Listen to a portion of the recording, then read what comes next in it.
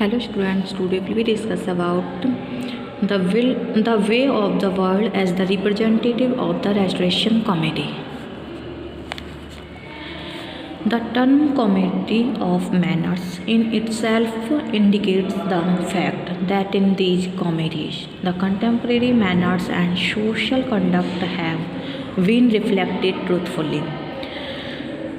It is a type of comedy which has the possibility of flourishing in any civilized, particularly the urban society, and is closely related to the fashionable circles with artificial manners. These plays flourished for the first time in England during the Restoration, and so they have also become popular as the Restoration comedies. In fact, these comedy of manners do not make fun so much of individual human beings as of social groups and their fashionable manners. So the individuals are not the target of their attack, rather they have ridiculed the whole society in general. Undoubtedly, they are a little satirical in their tone, but all this is throughout good-natured, and it seems that the dramatist himself is also laughing with him.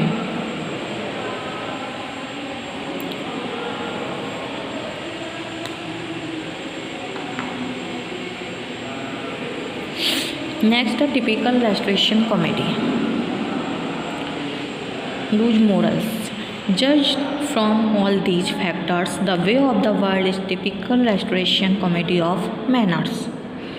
It had gained astonishing success on the stage very quickly and holds a place among the best Restoration comedies. It gives a complete view of the moral behavior, habits, fashions, and affections of the ladies and gentlemen of those times.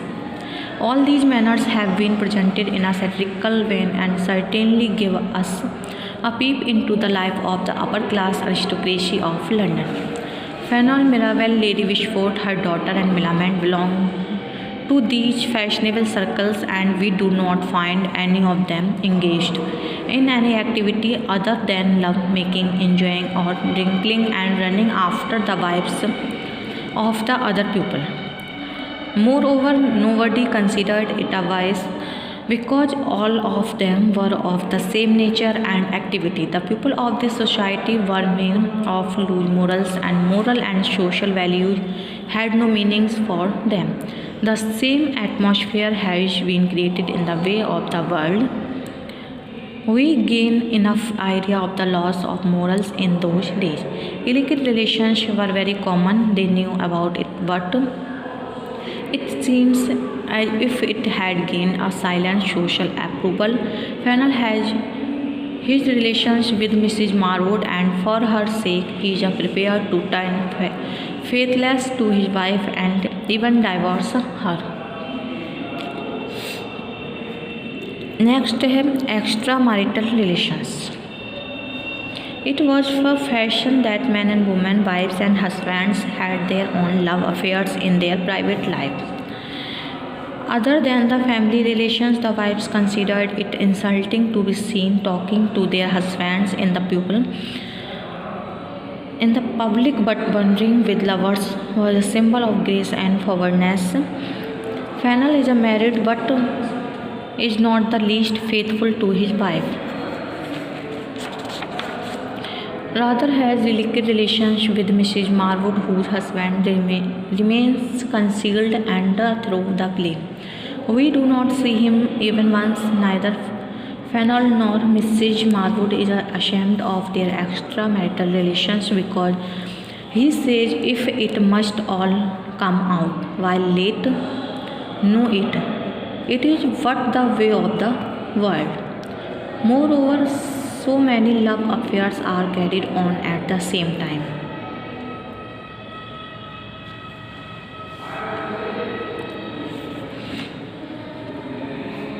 Next, greed for money. Congreve has also exposed the worldliness and greed among the young generation. There were frequent conflicts on matters of legacy and inheritance because the young man and woman constantly looked for a rich match, and this was the chief governing motive behind marriage. Consequently, various intrigues and contrivances were adopted. Fennel threatens Lady Wishford to transfer the large part of her estate to his name, and she's afraid, but this part had already been transferred to Mirabelle even before marriage because they suspected the intentions of Fennel, and Lady Wishford is saved from a great difficulty. There are marriage intrigues also. Mirabelle loves Millamant and wants to marry her, so he starts wooing Lady Wishford, who is a widow but extremely wishes for a husband. This weakness is employed in another intrigue. Whitwell and Foyle are married as a part of a conspiracy, and Whitwell is a disguised Sir Whitful, the rich nephew of Mirabelle. This is to Mrs. Margot Hedge. However, sends this intrigue and informs Lady Wishford about all this mischief of Mirabelle.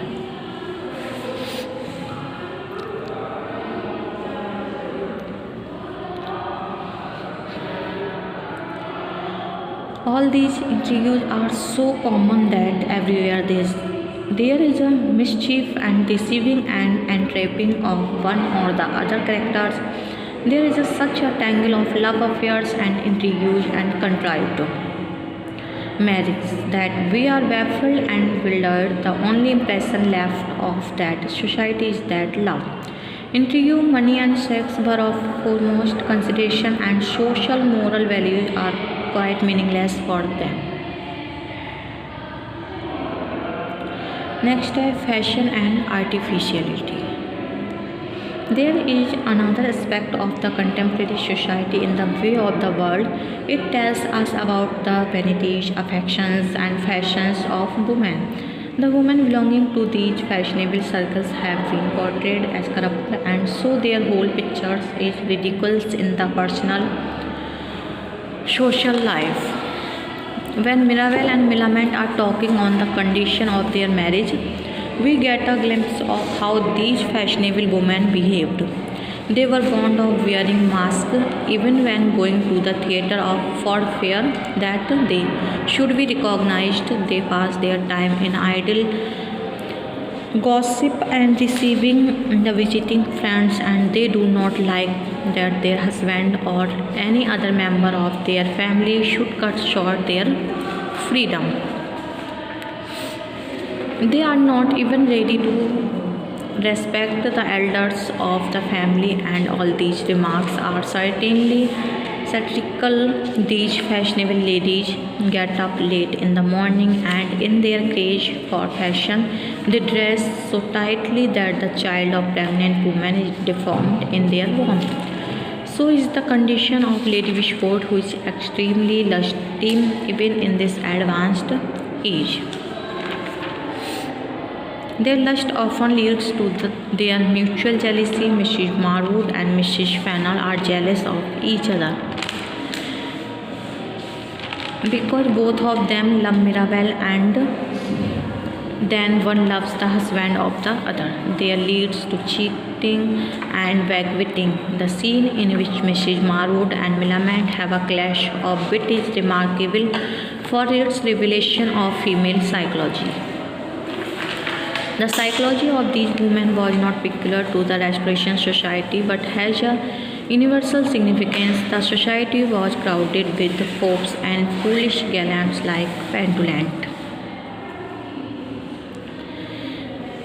Whitwood, and Sir Whitful, who consider themselves fine gentlemen, but in reality they are great fools. They enjoy the company of women and often pass vulgar and obscene remarks against them. They are fond of drinking. Sir Whitful is such a great drunkard and rude that he has no sense and courage to talk Millamant, even though Lady Wishford is inspiring him. The two brothers Whitwood and Sir Whitful do not recognize each other. Not only these so-called gentlemen, but even their servants are also involved with them in their intrigues and love affairs. They are all witty, as we see in the case of Mirabelle and Millamant on the one hand and Fauvel and Whitwell on the other. On the whole, Congreve has presented a damaging pictures of his contemporary society. None of the characters portrayed has even a grain of virtue, and everybody is dominated by lust and sexual behavior. Lamb has defended these comedies on the basis that the world presented in them is imaginary, but it is not true because the English social history approves of the picture of these days. Everybody is equally entitled to the other, and marriage is not a sanctified institution but a matter of contract.